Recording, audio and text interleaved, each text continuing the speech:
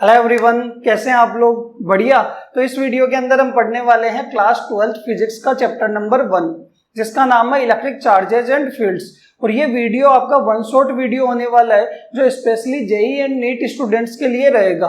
कि जो भी स्टूडेंट जेई या नीट की तैयारी कर रहे हैं वो एग्जाम टाइम के अंदर कम टाइम में अपना क्विक रिवीजन कर सकते हैं इस वीडियो से। क्लियर है? तो चलिए ये स्टार्ट करते हैं इलेक्ट्रिक चार्जेज एंड फील्ड। और इसका हमारे पास फर्स्ट टॉपिक आने वाला है और वो आएगा इलेक्ट्रिक चार्ज। तो देखो, चार्ज होता क्या है? चार्ज एक अमाउंट ऑफ एनर्जी होती है जो एक बॉडी से दूसरी बॉडी के अंदर क्या होती है, ट्रांसफर होती है। कि मान लो हमारे पास दो इंसुलेटिंग बॉडीज है, कि ये आपके पास एक इंसुलेटिंग बॉडी है ए और दूसरी इंसुलेटिंग बॉडी है बी। इंसुलेटिंग का मतलब क्या है? इंसुलेटिंग का मतलब है कि इन बॉडीज का टोटल चार्ज क्या है, जीरो। इसका भी टोटल चार्ज कितना है, जीरो है। इसका भी टोटल चार्ज कितना है, जीरो। या फिर आप बोल सकते हो न्यूट्रल, या फिर बोल सकते हो अनचार्ज। तीनों का मतलब ही क्या है कि इन बॉडीज का टोटल चार्ज कितना है, जीरो है। क्लियर है? तो यहाँ पे हमारे पास दो इंसुलेटिंग बॉडीज है। मान लो इसके अंदर 5 इलेक्ट्रॉन्स है तो 5 ही क्या होंगे, प्रोटॉन्स होंगे। और इसके अंदर 4 इलेक्ट्रॉन्स है तो 4 ही क्या होंगे, प्रोटॉन्स होंगे। यानी इसका भी टोटल चार्ज जीरो, इसका भी टोटल चार्ज जीरो है। ठीक है। अब इन दोनों इंसुलेटिंग बॉडीज को हम क्या करेंगे, रब करेंगे। तो जैसे दोनों को रब करेंगे तो होगा क्या, एक से दूसरे के अंदर इलेक्ट्रॉन्स क्या होंगे, ट्रांसफर होंगे। और वो इलेक्ट्रॉन्स की फॉर्म में एनर्जी ट्रांसफर हो रही है। यानी चार्ज क्या है, अमाउंट ऑफ एनर्जी है जो एक बॉडी से दूसरी बॉडी के अंदर क्या होती है, ट्रांसफर होती है अलग अलग मेथड से। फ्रिक्शन हो गया या फिर क्या हो सकता है, इंडक्शन हो गया। क्लियर है? तो यहां से अगर हम बात करें कि यहाँ पे देखोगे कि इस बॉडी से दूसरी बॉडी में ए से बी के अंदर 2 इलेक्ट्रॉन ट्रांसफर हुए, तो इस पे चार्ज आ जाएगा +2 और इस पे चार्ज क्या आ जाएगा, -2। क्लियर है? तो यहां से हमें पता लगा चार्ज कितने टाइप का होता है, 2 टाइप का चार्ज होता है। एक पॉजिटिव चार्ज होता है और दूसरा क्या होगा, नेगेटिव चार्ज होगा। बताओ, क्लियर है यहां तक? देखो, चार्ज को डिनोट किया जाता है, वो क्यू से डिनोट किया जाता है। स्मॉल क्यू बोल सकते हो या फिर कैपिटल क्यू। ऐसा यूनिट क्या होती है चार्ज की, तो ऐसा यूनिट होने वाली है वो होगी कूलम। और एक सीजीएस यूनिट होती है, और चार्ज की सीजीएस यूनिट होगी वो होगी स्ट्रेट कूलम। और 1 कूलम इक्वल्स टू होता है 3 × 10⁹ स्ट्रेट कूलम्स।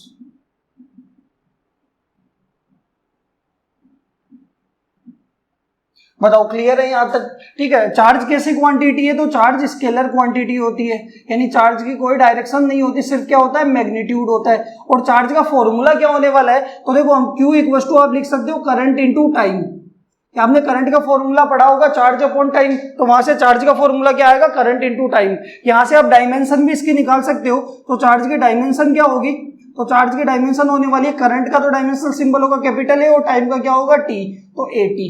बताओ, क्लियर है यहां तक?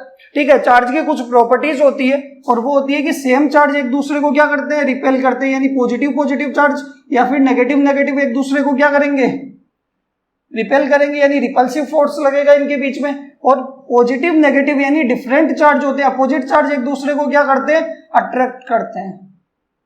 ये चार्ज की प्रॉपर्टीज। क्लियर है? ठीक है। आप पॉजिटिव चार्ज को प्रोटॉन्स और नेगेटिव को क्या बोलते हो, इलेक्ट्रॉन बोलते हो। तो यहां पे हम बात करते हैं कि मास एंड चार्ज कितना होता है इलेक्ट्रॉन एंड प्रोटॉन का। तो देखो, आप ध्यान रखना, चार्ज ऑफ इलेक्ट्रॉन, इलेक्ट्रॉन का चार्ज कितना होता है, वो होता है -1.6 × 10⁻19 कूलम। यही अगर आप चार्ज ऑफ प्रोटॉन की बात करोगे तो प्रोटॉन का चार्ज +1.6 × 10 की पावर क्या होने वाला है, -19 कूलम होने वाला है। अगर मास की बात करूं मैं, मास ऑफ इलेक्ट्रॉन, तो इलेक्ट्रॉन का मास होता है वो होता है 9.1 × 10⁻31 kg। और यही मास ऑफ प्रोटॉन निकालेंगे तो प्रोटॉन का मास होगा वो होगा 1.67 × 10⁻27 kg।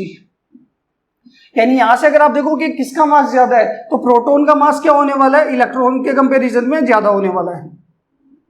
क्लियर है? और इसी वजह से होगा क्या कि जब दो बॉडी को हम क्या करेंगे, रब करेंगे, तो क्या होगा, इलेक्ट्रॉन ट्रांसफर होंगे। क्यों? क्योंकि इलेक्ट्रॉन का मास क्या होने वाला है, कम होने वाला है। और आउटर मोस्ट सेल में भी क्या होते हैं, इलेक्ट्रॉन्स होते हैं, इसलिए इलेक्ट्रॉन ट्रांसफर होते हैं। क्लियर है यहां तक? ये हमारे पास चार्ज की देखो और प्रॉपर्टीज होती है, और वो है बेसिक प्रॉपर्टीज ऑफ चार्ज, जिसमें फर्स्ट हमारे पास आती है additivity of charge. Additivity of charge क्या होता है, तो एडिटिविटी ऑफ चार्ज के अंदर कि चार्जेस का एडिशन कैसे होगा, सम कैसे होगा। तो देखो चार्जेस का जो सम होता है वो कैसा होता है, एल्जेब्रिक सम होता है। एल्जेब्रिक का मतलब होता है कि विथ साइन चार्ज क्या होता है, ऐड होते हैं, कि अगर प्लस है तो प्लस करेंगे, माइनस है तो क्या करेंगे, माइनस करेंगे। सेकेंड प्रॉपर्टी आती है, वो आती है quantization of charge. Quantization of charge, तो देखो क्वांटाइजेशन ऑफ चार्ज का मतलब है कि अगर किसी भी बॉडी के अंदर चार्ज एग्जिस्ट करता है तो वो उसके अंदर क्या होता है, फिक्स नंबर ऑफ इलेक्ट्रॉन्स होते हैं, यानी वो चार्ज किसके बराबर होता है, integral multiple of charge of electron के, Q equals to N. Q तो यहाँ पे क्या होने वाला है, बॉडी का चार्ज, एन क्या होने वाला है, नंबर ऑफ इलेक्ट्रॉन्स, और ई क्या होने वाला है, चार्ज ऑफ इलेक्ट्रॉन, और वो कितना होता है 1.6 इंटू 10 की पावर माइनस 19 कूलम। बताओ क्लियर है यहां तक, ठीक है। नेक्स्ट हम बात करते हैं थर्ड प्रॉपर्टी की, और वो होती है कंजर्वेशन ऑफ चार्ज, कि चार्ज हमेशा क्या रहता है, कंजर्व्ड रहता है। ना तो चार्ज को आप क्रिएट कर सकते हो एक्स्ट्रा, ना ही डिस्ट्रॉय कर सकते हो, यानी टोटल चार्ज बॉडी का या सिस्टम का क्या रहता है, रिमेन्स कांस्टेंट। ये हमारे पास चार्ज, बताओ क्लियर है यहां तक। नेक्स्ट हम बात करते हैं इंडक्शन ऑफ चार्ज की।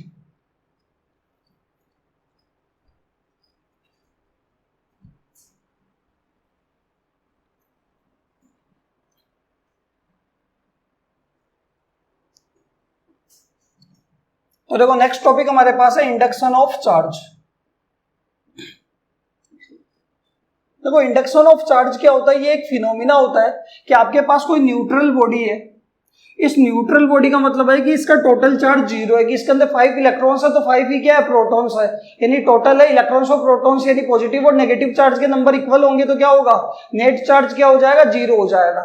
तो यहाँ पे ये न्यूट्रल है, ठीक है, एक इंसुलेटिंग बॉडी ले ली है, न्यूट्रल बॉडी ले ली, इसके पास में हम क्या लेके आए, कोई चार्ज बॉडी लेके आए या फिर चार्ज रोड लेके आए। तो जो भी चार्ज की बॉडी यहाँ पे आप लेके आओगे या जो भी चार्ज रोड यहाँ पे लेके आओगे, उसका अपोजिट चार्ज इसके अंदर अपने आप आ जाए, कि जो भी चार्ज बॉडी न्यूट्रल बॉडी के पास लेके आओगे तो जो चार्ज लेके आए हो उसका अपोजिट चार्ज इस न्यूट्रल बॉडी के अंदर अपने आप आ जाए, आपको टच भी नहीं करना है। अगर आप टच करोगे तो वो क्या होगा, वो कंडक्ट हो जाएगा, वो फ्लो करेगा। बट हमें इंडक्शन का मतलब होता है अपने आप आ जाए। तो यहाँ पे आप कोई चार्ज बॉडी इसके पास में लेके आओगे, टच नहीं करना है, तो जो भी चार्ज बॉडी लेके आओगे उसका अपोजिट चार्ज इस न्यूट्रल बॉडी के अंदर अपने आप आ जाए। इस फिनोमेना को हम क्या बोलते हैं, इंडक्शन ऑफ चार्ज। क्लियर है। और इसके हम प्रोसेस की बात करते हैं तो देखो स्टेप हमारे पास फर्स्ट होने वाली है कि हमारे पास एक न्यूट्रल बॉडी है, ये हमारे पास क्या है, न्यूट्रल बॉडी है। इस न्यूट्रल बॉडी के पास स्टेप 2 के अंदर हम क्या लेके आएंगे, एक चार्ज बॉडी लेके आएंगे। मान लो इसके अंदर हमें पॉजिटिव चार्ज इंड्यूस करवाना है तो कौन से चार्ज की रोड लेके आएंगे, नेगेटिव चार्ज की, ठीक है। अब जैसे ही नेगेटिव चार्ज की रोड यहाँ पे लेके आए तो यहाँ पे इसके अंदर देखो होगा क्या कि इसमें जितने इलेक्ट्रॉन्स है उतने के उतने प्रोटॉन्स है। अब ये नेगेटिव चार्ज प्रोटॉन्स को तो क्या कर लेगा, अट्रैक्ट कर लेगा, ठीक है, और इलेक्ट्रॉन्स को क्या कर देगा, रिपेल कर देगा। तो यहाँ पे जितने भी पॉजिटिव होंगे सारे के सारे इधर की तरफ क्या होंगे, अट्रैक्ट हो जाएंगे, और रिपल्सन की वजह से नेगेटिव क्या चले जाएंगे, दूर चले जाएंगे। मतलब हुआ क्या, यहाँ पे सेपरेशन ऑफ चार्ज हो गया,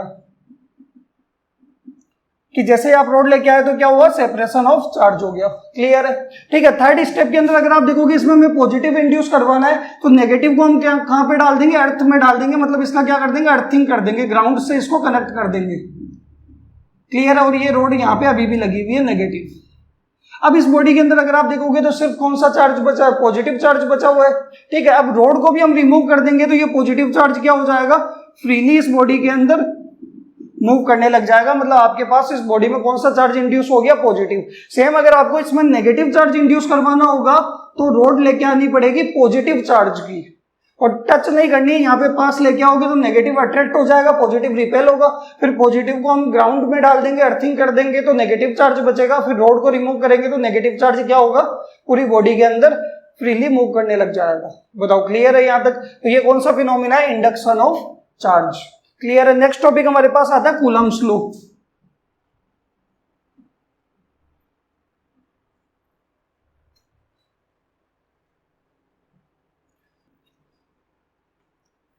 तो नेक्स्ट टॉपिक है कूलम्स लॉ।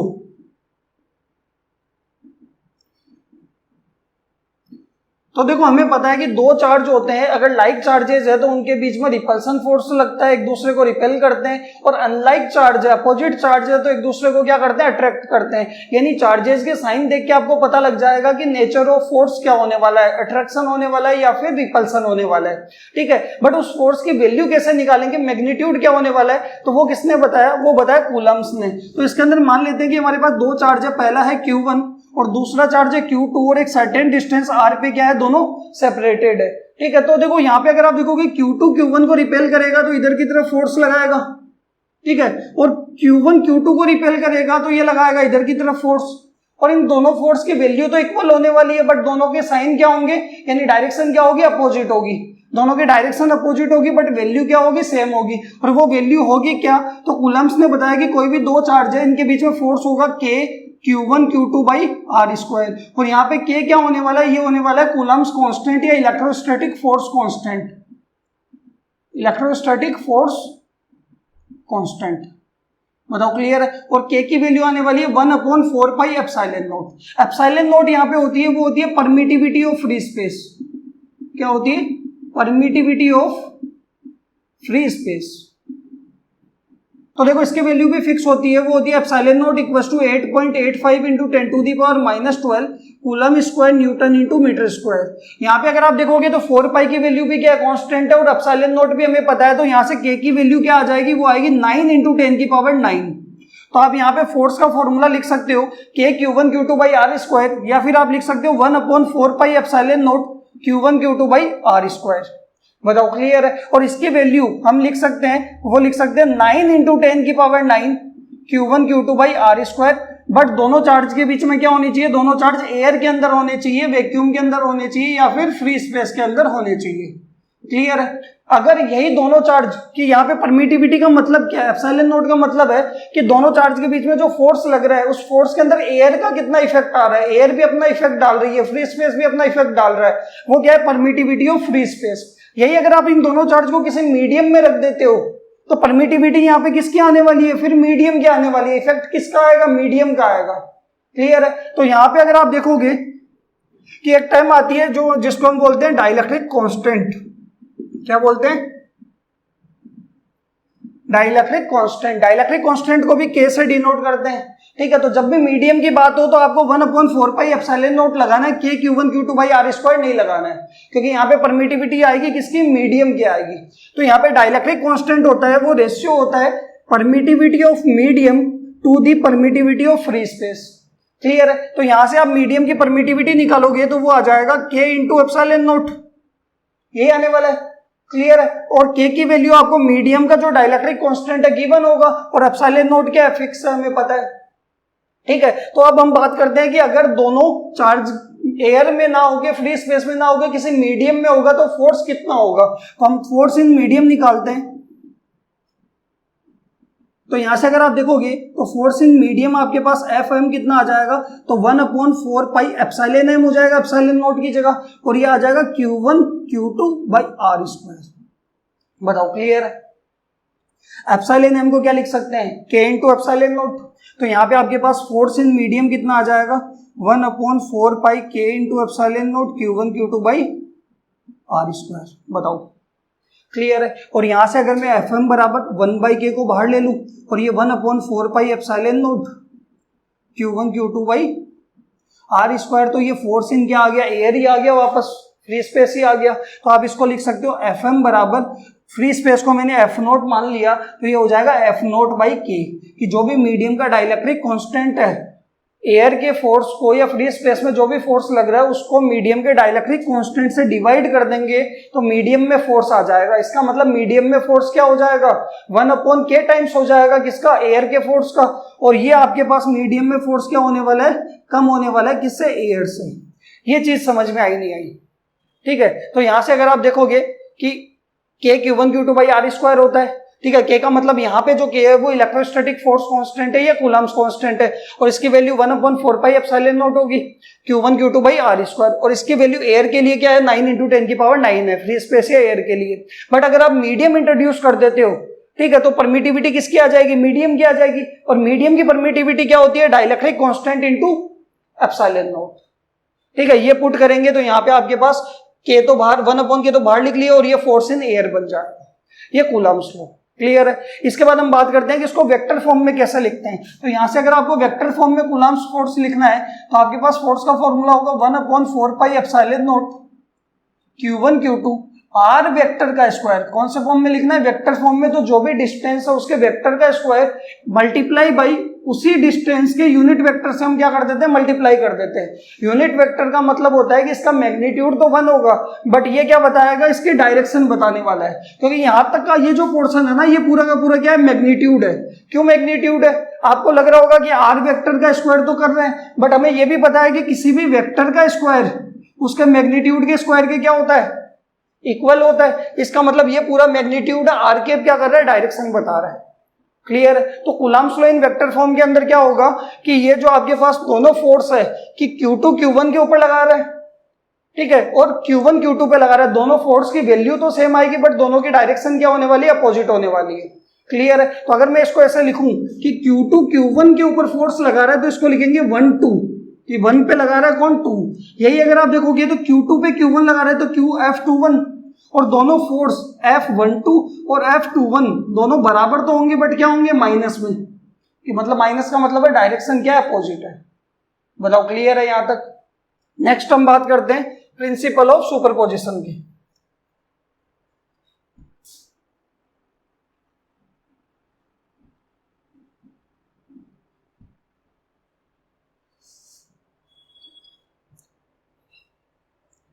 अच्छा, इसके अंदर एक और चीज ध्यान रखना कि अगर मान लो आपको बोला जाए कि एक बॉडी है, इसका चार्ज है वो है Q, ठीक है, दूसरी बॉडी है, इसका चार्ज है वो है आपके पास 4Q या फिर मान लो 3Q। अब दोनों बॉडी को क्या लेके आए? हम कांटेक्ट में ले आए, तो दोनों का टोटल चार्ज कितना हो जाएगा? Q प्लस 3Q, वो हो जाएगा 4Q। अब दोनों को सेपरेट कर दिया तो जैसे ही दोनों को सेपरेट करोगे तो दोनों के अंदर क्या होगा? इक्वल चार्ज रह जाएगा। इक्वल चार्ज रहेगा तो अलग अलग करने के बाद क्या होगा? इसमें भी 2Q आएगा और इसमें भी कितना आएगा? 2Q आएगा। तो ये चीज ध्यान रखना। क्लियर है यहां तक? नेक्स्ट हम बात करते हैं प्रिंसिपल ऑफ सुपरपोजिशन। तो देखो प्रिंसिपल ऑफ सुपरपोजिशन होता क्या है?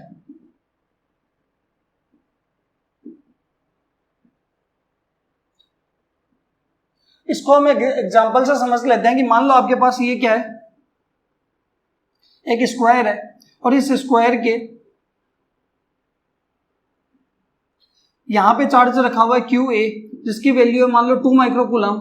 यहाँ पे रखा हुआ है QB, इसकी वैल्यू है -5 माइक्रोकूलम या +5 माइक्रोकूलम। यहाँ पे रखा हुआ है QC, इसकी वैल्यू है 2 माइक्रोकूलम और यहाँ पे रखा हुआ है QD और इसकी वैल्यू है आपके पास 5 माइक्रोकूलम प्लस का। ठीक है, और इस स्क्वायर की साइड हमें गिवन है 10 सेंटीमीटर 10 सेंटीमीटर 10 सेंटीमीटर और ये 10 सेंटीमीटर और इसके सेंटर पे रखा हुआ है 1 माइक्रोकूलम। तो इस सेंटर वाले पे हमें नेट फोर्स निकालना है। तो प्रिंसिपल ऑफ सुपरपोजिशन क्या होता है कि इस पॉइंट के ऊपर नेट फोर्स किसके इक्वल होगा? जितने भी सराउंडिंग के अंदर चार्जेस है सारे इसके ऊपर फोर्स लगा रहे होंगे और सारे फोर्सेस का हम वेक्टर सम करेंगे, डायरेक्शन के साथ सम करेंगे तो इस पे क्या आ जाएगा? नेट फोर्स आ जाएगा। क्लियर है। तो निकालेंगे कैसे इस टाइप के क्वेश्चन में? तो यहां से अगर आप देखोगे तो ये आप डिस्टेंस निकाल सकते हो, ये भी आप डिस्टेंस निकाल सकते हो, डायगोनल होंगे स्क्वायर के 10 10 तो ये कितना हो जाएगा? 10√2 पूरा कितना आएगा? यानी आप देखोगे A से C भी कितना आने वाला है? 10√2 और B से D कितना आने वाला है? 10√2 और ये सेंटर है तो ये हो जाएगा 5√2, ये भी कितना हो जाएगा? 5√2, ये भी 5√2। बताओ क्लियर है। अब अगर आप देखोगे सेंटीमीटर में, अब यहाँ पे ये QA जो है 1 यानी प्लस का 2 + 1 के ऊपर फोर्स लगा रहा होगा, कैसा? रिपल्सिव। तो इधर की तरफ क्या लगाएगा? FA। किस किस के बीच की बात है? 2 माइक्रोकूलम 1 माइक्रोकूलम के बीच की बात है और दोनों के बीच की डिस्टेंस कितनी है? 5√2 सेंटीमीटर। FA निकाल लेंगे। ऐसे ही अगर आप देखोगे तो ये प्लस का 5 + 1 को रिपेल कर रहा होगा तो इधर लगा रहा होगा FB, ये प्लस का 2 इसको रिपेल कर रहा होगा तो इधर की तरफ FC और इधर की तरफ FD। FA FB FC FD चारों क्या निकाल लो? फोर्स की वैल्यू निकाल लो। फिर अगर आप इस सेंटर को देखोगे तो इधर तो लग रहा है आपके पास FD, इधर लग रहा है आपके पास FC, इधर लग रहा है FA और इधर क्या लग रहा है? FB। क्लियर है। अगर आपके FC और FA पता है, दोनों की वैल्यू इक्वल है तो कैंसिल कर देंगे। FB और FD की वैल्यू भी इक्वल है तो क्या होंगे? कैंसिल हो जाएंगे। और अगर वैल्यू मान लो अलग अलग है तो बड़े में से क्या होगा? छोटा माइनस हो गया, उस डायरेक्शन में रिजल्टेंट आ जाएगा। क्लियर है यहाँ तक? ठीक है, मान लो इधर की तरफ रिजल्टेंट आया F1, इसमें तो कैंसिल हो जाएंगे, बट अगर मान लो इधर आया F1 जो कि हुआ F3 माइनस FA, इधर आया मान लो रिजल्टेंट F2, वो कितना आएगा FD माइनस FB, यही आएगा। अब अगर आप देखोगे F1 F2 इधर आया, दोनों के बीच में एंगल कितना है 90 डिग्री, डायगोनल के एंगल कितने बनते हैं 90 डिग्री, तो ये 90 डिग्री है, तो रिजल्टेंट क्या आ जाएगा, बीच में आ जाएगा F नेट। और F नेट कैसे निकालोगे, तो फॉर्मूला लगेगा रूट में F1 का स्क्वायर प्लस F2 का square plus 2F1 F2 cos theta. Theta क्या है, F1 और F2 के बीच का एंगल। ये आपके पास प्रिंसिपल ऑफ सुपरपोजिशन कि किसी भी पर्टिकुलर चार्ज पे सराउंडिंग के चार्जेस की वजह से फोर्स निकालेंगे और उन सबका वेक्टर सम करेंगे तो उस पॉइंट पे या उस चार्ज पे नेट फोर्स आ जाएगा। बताओ क्लियर है? नेक्स्ट इसके अंदर हम बात करते हैं इलेक्ट्रिक फील्ड की।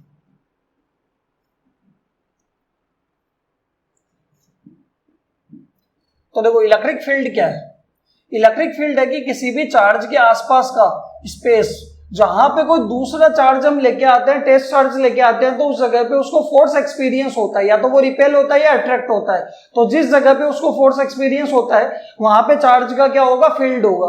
कि मान लो ये चार्ज है और इस चार्ज के आसपास का स्पेस, कि यहाँ पे मैं किसी चार्ज क्यू नोट को लेके आया, तो क्यू नोट क्या करेगा, इस क्यू नोट को ये क्यू क्या करेगा, रिपेल करेगा, मतलब क्यू नोट को यहाँ पे फोर्स एक्सपीरियंस होगा। तो इस जगह के ऊपर इस चार्ज का क्या होने वाला है, फील्ड होने वाला है। क्लियर है? मान लो यहां लेके आए क्यू नोट को और यहाँ पे हमें इस क्यू की वजह से कोई फोर्स एक्सपीरियंस नहीं हो रहा है, इसका मतलब इस जगह पे इसका फील्ड नहीं है। क्लियर है? इलेक्ट्रिक फील्ड इंटेंसिटी की बात करें तो इलेक्ट्रिक फील्ड इंटेंसिटी E होती है, और वो क्या होगी कि इस क्यू नोट पे क्यू की वजह से कितना फोर्स एक्सपीरियंस हुआ, फोर्स पर यूनिट चार्ज, कि भाई क्यू नोट को रिपेल करेगा, इधर की तरफ फोर्स लगाएगा, तो फोर्स पर यूनिट चार्ज क्या होने वाला है, इलेक्ट्रिक फील्ड इंटेंसिटी। और ई से डिनोट करते हैं, ये क्या होगा, फोर्स अपॉन क्यू नोट। अगर मैं इसके एसआई यूनिट की बात करूं तो इसकी एसआई यूनिट होगी न्यूटन पर कूलम, कि भाई फोर्स की तो क्या हो गई न्यूटन और चार्ज की क्या होगी कूलम। अगर आप इसके डायमेंशन निकालोगे तो देखो डायमेंशन फोर्स की तो क्या आती है mlt माइनस 2 और चार्ज की क्या हो जाएगी 80, तो इलेक्ट्रिक फील्ड क्या आ जाएगी, वो आएगी mlt माइनस 3 a माइनस 1। ये हमारे पास इलेक्ट्रिक फील्ड कैसी क्वांटिटी है, ये वेक्टर क्वांटिटी है। वेक्टर क्वांटिटी क्यों है, क्योंकि यहां पे अगर आप देखोगे कि फोर्स आपका वेक्टर है तो इलेक्ट्रिक फील्ड भी क्या होगा, वेक्टर होगा। चार्ज तो स्केलर होता है, तो फोर्स की वजह से इलेक्ट्रिक फील्ड भी क्या है, वेक्टर है। ठीक है, और जिस डायरेक्शन में फोर्स लगता है उसी डायरेक्शन में क्या लगेगा, इलेक्ट्रिक फील्ड लगेगा। कि मान लो इधर की तरफ फोर्स लग रहा है, क्यू नोट के ऊपर रिपेल कर रहा है, तो इधर फोर्स लगा रहा है, तो इलेक्ट्रिक फील्ड भी क्या लगेगा, इसी डायरेक्शन में लगने वाला है। क्लियर है? इसके अंदर नेक्स्ट हम बात करते हैं electric field intensity due to a point charge. Due to a point charge, ये बहुत इंपॉर्टेंट चीज है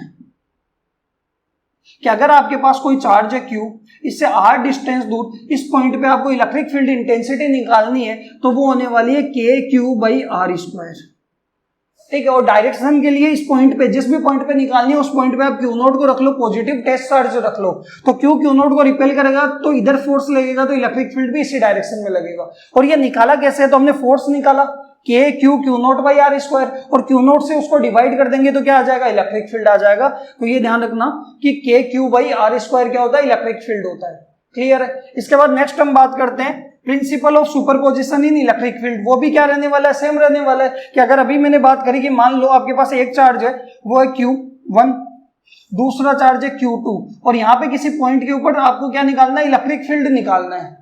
ठीक है, तो यहाँ पे देखो इलेक्ट्रिक फील्ड निकालना है, ये डिस्टेंस मान लेते हैं r और ये डिस्टेंस मान लेते हैं मान लो 2r। क्लियर है? इस P पॉइंट पे हमें Q1 और Q2 की वजह से क्या निकालना है, नेट इलेक्ट्रिक फील्ड निकालना है। क्लियर है? तो देखो Q1 इस P पॉइंट के ऊपर इलेक्ट्रिक फील्ड लगा रहा होगा कितना, KQ1/r² E1। Q2 इस P पॉइंट पर क्या लगा रहा होगा, इलेक्ट्रिक फील्ड लगा रहा होगा E2, वो कितना होगा KQ2/2r², KQ/r²। अगर डायरेक्शन निकालोगे तो यहां मान लो Q नोट को रिपेल करेगा तो इधर क्या लगाएगा E1, Q2 Q नोट को रिपेल करेगा तो इधर क्या लगाएगा E2।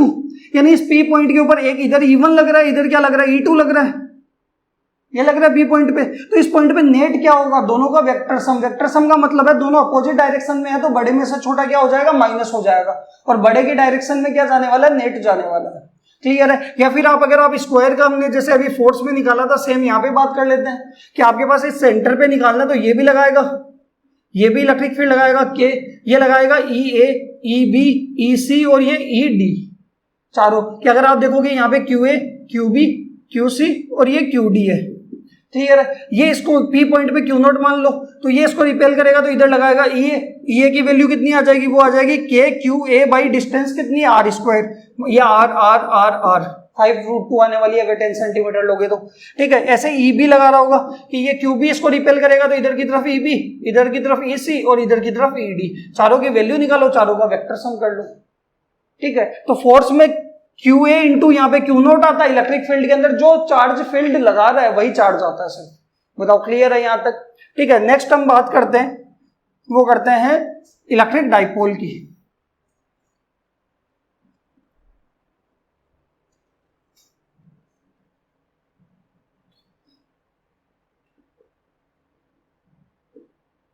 तो देखो इलेक्ट्रिक डाइपोल क्या होता है। इलेक्ट्रिक डाइपोल एक अरेंजमेंट होता है जिसके अंदर दो इक्वल और अपोजिट चार्ज एक सर्टेन डिस्टेंस पे सेपरेटेड होते हैं। कि अगर मान लो मैंने कहा कि मेरे पास एक चार्ज है प्लस का क्यू और दूसरा चार्ज है वो है माइनस क्यू, ठीक है। तो दो इक्वल चार्ज है और दोनों क्या है, अपोजिट है, कि वैल्यू तो दोनों की सेम होगी बट साइन दोनों के क्या होंगे, अपोजिट होंगे, ठीक है। इस अरेंजमेंट को क्या बोलते हैं, डाइपोल बोलते हैं। और दोनों के बीच की एक सर्टेन डिस्टेंस होगी जिसको हम बोलेंगे 2l, और यहाँ पे 2l क्या होने वाली है, वो होगी डाइपोल लेंथ, डाइपोल लेंथ। बताओ क्लियर है। इसके अंदर आता है इलेक्ट्रिक डाइपोल मोमेंट जिसको हम कैपिटल पी लिखते हैं, और कैपिटल पी क्या होता है, प्रोडक्ट होता है either charge and dipole length का, Q इंटू 2l, की दोनों चार्ज की वैल्यू तो सेम है तो दोनों में से कोई भी चार्ज ले लो, मैग्नीट्यूड ले लो चार्ज का और डाइपोल लेंथ ले लो, क्लियर है। दोनों का प्रोडक्ट करेंगे तो क्या आ जाएगा, डाइपोल मोमेंट आ जाएगा। ऐसा यूनिट की अगर हम बात करें दोनों की, तो ऐसा यूनिट आएगी चार्ज की तो कूलम, और 2l की क्या हो जाएगी, मीटर, तो कूलम इंटू मीटर। डायमेंशन अगर आप निकालोगे तो डायमेंशन क्या आएगी, तो चार्ज की डायमेंशन तो 80 और मीटर की लेंथ की क्या होगी, l, तो ये आ जाएगा, आप इसको लिख सकते हो m0 l1 t1 a1। बताओ क्लियर है। कैसी क्वांटिटी है, वेक्टर क्वांटिटी है, मतलब इसकी भी क्या होगी, डायरेक्शन होगी। अब इसके डायरेक्शन क्या होने वाली है, तो इसकी डायरेक्शन होती है नेगेटिव टू पॉजिटिव, यानी माइनस क्यू से प्लस क्यू। ये क्या होगा, आपका डाइपोल मोमेंट होगा। बताओ क्लियर है यहाँ तक, ठीक है। नेक्स्ट हम बात करते हैं electric field intensity due to a dipole at centre. हमारे पास हमें क्या करना है, electric field intensity due to a dipole at centre, कि हमें डाइपोल के सेंटर पे क्या निकालना है, इलेक्ट्रिक फील्ड इंटेंसिटी निकालनी है, ठीक है। तो देखो कैसे निकालेंगे, तो इस तरीके से मान लो कि मैंने कहा ये आपके पास एक डाइपोल है, ये चार्ज ले लिया प्लस क्यू और ये ले लिया माइनस क्यू, और ये लेंथ कितनी ले ली 2l, ये a और ये b, और ये डाइपोल का क्या होगा, सेंटर होगा p, क्लियर है यहाँ तक। अगर पूरी लेंथ 2l है तो ये कितना होगा, l हो जाएगा, और ये भी क्या हो जाएगा, l हो जाएगा। एक चीज ध्यान रखना, जो लेंथ गिवन होती है दोनों चार्ज के बीच का सेपरेशन गिवन होता है वो 2l होता है। कि अगर मान लो मैंने कहा कि ये मेरे पास एक चार्ज है प्लस का 2 माइक्रोकूलम और दूसरा चार्ज है माइनस का 2 माइक्रोकूलम, और दोनों के बीच की डिस्टेंस है वो है, सेपरेशन है वो है 20 सेंटीमीटर, तो आपके पास Q की वैल्यू तो 2 माइक्रोकूलम है और 2l पूरा कितना है, वो है 20 सेंटीमीटर, क्लियर है यहाँ तक। तो ये चीज ध्यान रखना, और अगर हाफ करोगे तो कितना हो जाएगा, फिर 10 हो जाएगा। तो यहां से अगर आप और P निकालना है तो क्या निकालोगे, Q इंटू 12, तो Q तो कितना है 2 इंटू 10 की पावर -6, और ये होगा 20/100, क्योंकि मीटर में कन्वर्ट करना है। तो आपके पास क्या आ जाएगा, डाइपोल मोमेंट आ जाएगा, और डायरेक्शन क्या होगी, नेगेटिव से पॉजिटिव की तरफ, ठीक है। तो हमारे पास देखो इसके अंदर एक डाइपोल है, plus Q minus Q charge है, पूरी लेंथ कितनी है, दोनों के बीच का सेपरेशन 2l है। इस सेंटर के ऊपर हमें नेट इलेक्ट्रिक फील्ड इंटेंसिटी निकालनी है डाइपोल के ही वजह से, यानी डाइपोल के दोनों चार्ज की वजह से। तो अगर आप चीज देखोगे ये 2l है तो सेंटर ये l हो गया, ये l हो गया। इस सेंटर वाले पॉइंट पे ये Q L डिस्टेंस दूर इलेक्ट्रिक फील्ड लगा रहा होगा, जिसको हम नाम देंगे E1, और वो कितना होगा KQ/L², कि Q चार्ज से L डिस्टेंस दूर इलेक्ट्रिक फील्ड क्या होगा, KQ/L²। दूसरा E2 देखोगे तो वो भी कितना आएगा, KQ/L², कि माइनस Q चार्ज से L डिस्टेंस दूर, तो माइनस से तो आप क्या बताओगे, डायरेक्शन बताओगे। चार्ज तो यहाँ पे क्या होने वाला है, मोड में होने वाला है, तो KQ/L²। अगर डायरेक्शन की बात करनी है तो यहाँ पे चार्ज कौन सा मान लो, Q0, प्लस का Q नोट को रिपेल करेगा, इधर लगेगा E1, माइनस Q नोट को अट्रैक्ट करेगा तो इधर क्या लगेगा, E2। यानी इस सेंटर वाले पॉइंट पे दो इलेक्ट्रिक फील्ड लग रहे हैं, प्लस क्यू की वजह से E1 माइनस क्यू की वजह से E2, दोनों सेम डायरेक्शन में है तो क्या हो जाएंगे, ऐड हो जाएंगे। तो नेट कितना आ जाएगा, K Q by L square plus K Q by L square 2 KQ by L square. और डायरेक्शन हमेशा किधर होगी, इसी डायरेक्शन में जिधर दोनों जा रहे हैं, तो ये ई नेट।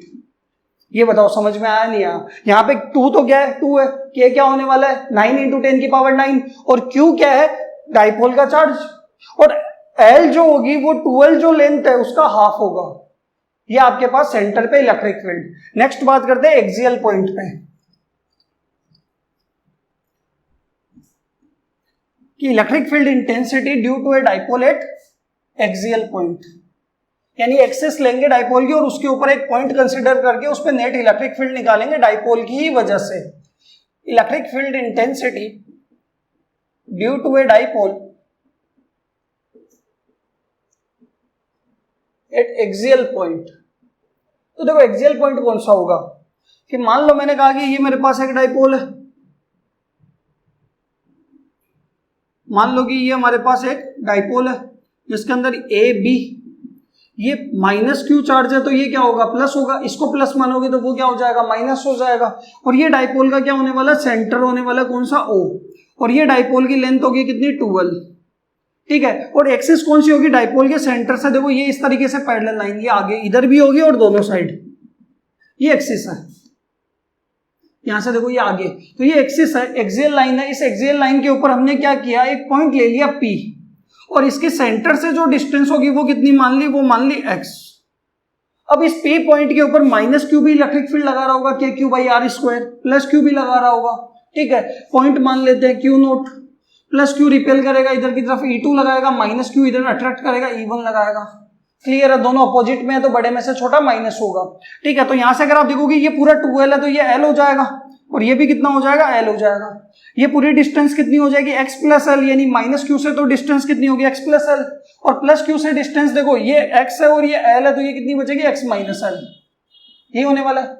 E1 देखो माइनस क्यू क्यू नोट को अट्रैक्ट करेगा तो माइनस क्यू की वजह से E1 आएगा, के क्यू, और डिस्टेंस कितनी है माइनस क्यू से उस पॉइंट की, x प्लस एल का स्क्वायर। यही अगर E2 निकालोगे तो कितना आएगा, K Q upon x minus L का स्क्वायर, की प्लस क्यू से x माइनस एल डिस्टेंस दूर इलेक्ट्रिक फील्ड आ गया। अब हमें पता है P पॉइंट पे E1 और E2 दोनों अपोजिट डायरेक्शन में है तो बड़े में से छोटा माइनस होगा। अब बड़ा कौन सा, देखो जिसका डिनोमिनेटर छोटा, यानी आपको पता है ना E is inversely proportional to R square होता है, के क्यू बाई आर स्क्वायर। तो जिसकी डिस्टेंस कम होगी उसका इलेक्ट्रिक फील्ड क्या होगा, ज्यादा होगा। तो डिस्टेंस कम किसकी है, ये वाली कम है, E2 कम है, यानी E2 क्या होगा, ग्रेटर देन E1 होगा। और E नेट निकालेंगे तो E2 माइनस E1 करेंगे, और इसको सोल्व करेंगे तो हमारे पास नेट इलेक्ट्रिक फील्ड इंटेंसिटी आने वाली है, और वो आएगी E axial equals to 2kp x square minus L square का होल स्क्वायर। तो यहां से अगर आप देखोगे k की वैल्यू तो क्या होगी, 9 × 10⁹, p होने वाला है डाइपोल मोमेंट जिसको आप q × 12 भी लिख सकते हो, x होने वाला है सेंटर से उस p पॉइंट की डिस्टेंस, एक्सियल पॉइंट की डिस्टेंस, ठीक है, और l जो होने वाला है डाइपोल की जो लेंथ है उसका हाफ। ये आपके पास किसके लिए आया, लॉन्ग डाइपोल के लिए। बट इसके अंदर एक केस आता है, वो आता है शॉर्ट डाइपोल। कौन सा आता है, शॉर्ट डाइपोल। तो देखो शॉर्ट डाइपोल के केस में होता क्या है कि जो लेंथ होती है L जो होती है वो छोटी होती है किससे, x से, कि डाइपोल आपका छोटा है मतलब 2L छोटा है, और 2L स्मॉल है तो L क्या है, और ज्यादा स्मॉल है किससे, x से। तो अगर आप स्क्वायर करोगे तो क्या आएगी वैल्यू, और ज्यादा छोटी आ जाएगी, और ज्यादा छोटी आ जाएगी तो L स्क्वायर को क्या कर देंगे, नेग्लेक्ट कर देंगे। और जैसे ही यहाँ पे 0 पुट करेंगे तो ये x की पावर x स्क्वायर का होल स्क्वायर x की पावर 4 होगा, और एक x से x कैंसिल हो जाएगा तो E एक्सियल हमारे पास शॉर्ट डाइपोल के लिए आएगा 2kp/x³, 2kp/x³। बताओ क्लियर है, ये आपके पास एक्सियल पॉइंट पे इलेक्ट्रिक फील्ड डाइपोल की वजह से। नेक्स्ट हम बात करते हैं इक्वेटोरियल पॉइंट की, electric field intensity due to a dipole at equatorial point.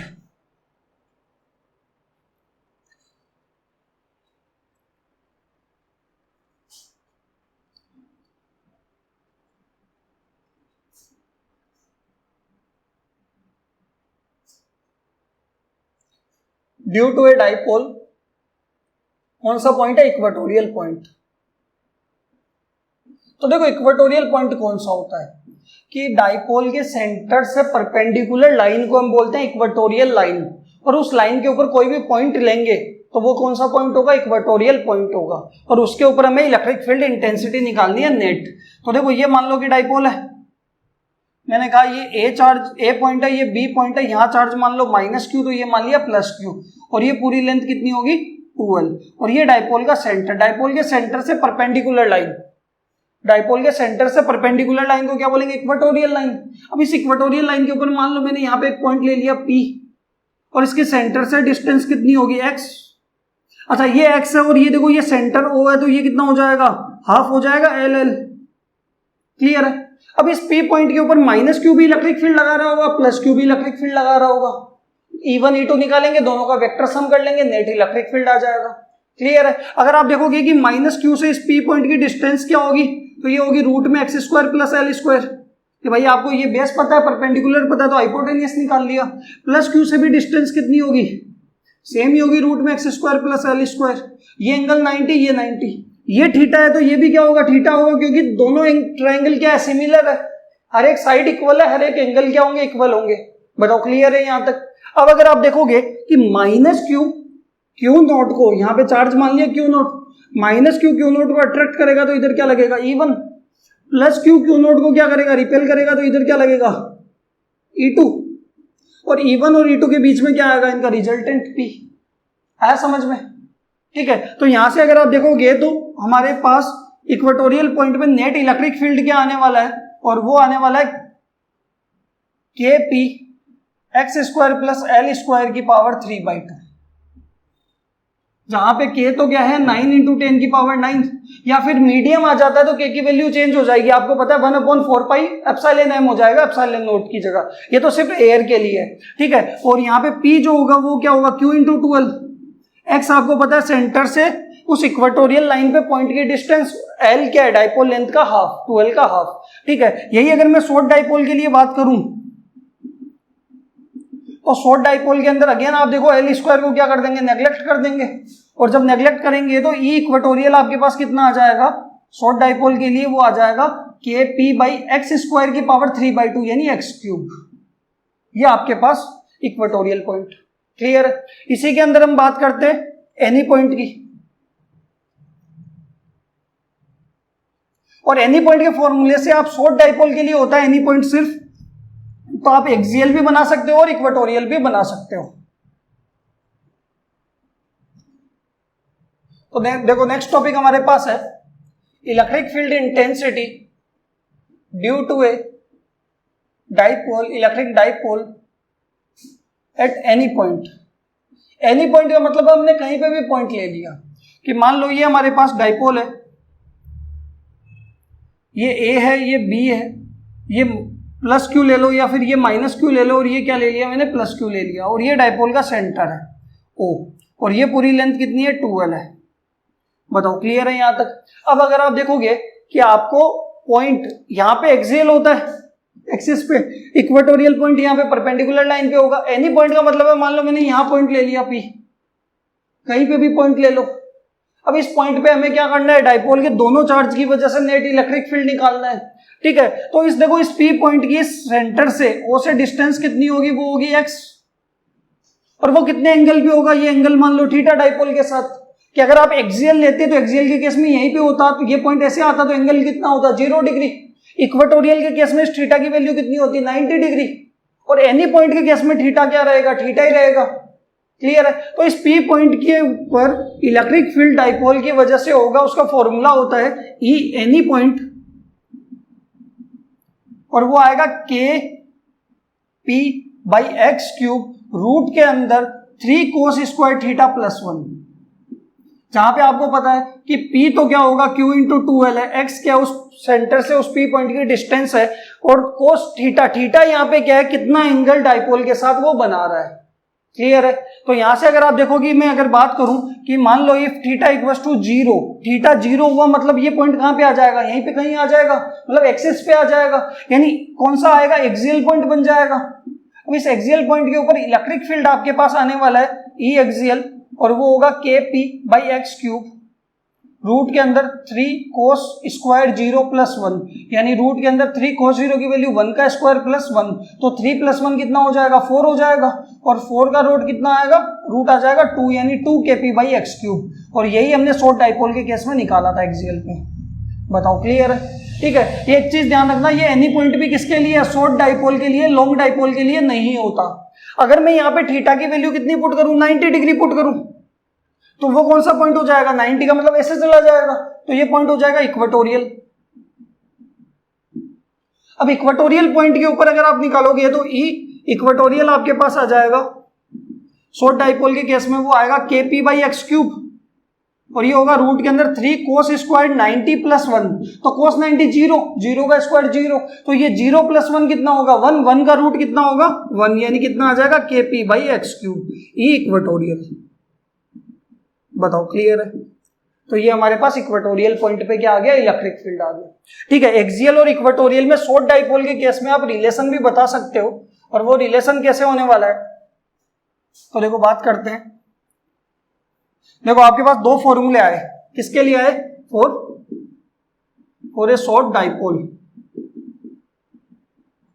Short dipole के लिए आए, ई एक्सियल, एक्सिस के ऊपर इलेक्ट्रिक फील्ड आया, वो आया 2 kp by x cube, but condition ये है कि डाइपोल सेम होना चाहिए, और x की वैल्यू भी एक्सिस पे और इक्वेटोरियल पॉइंट पे सेम होनी चाहिए। ठीक है, ई इक्वेटोरियल, तो ई इक्वेटोरियल कितना आया, वो आया सिर्फ kp by x cube.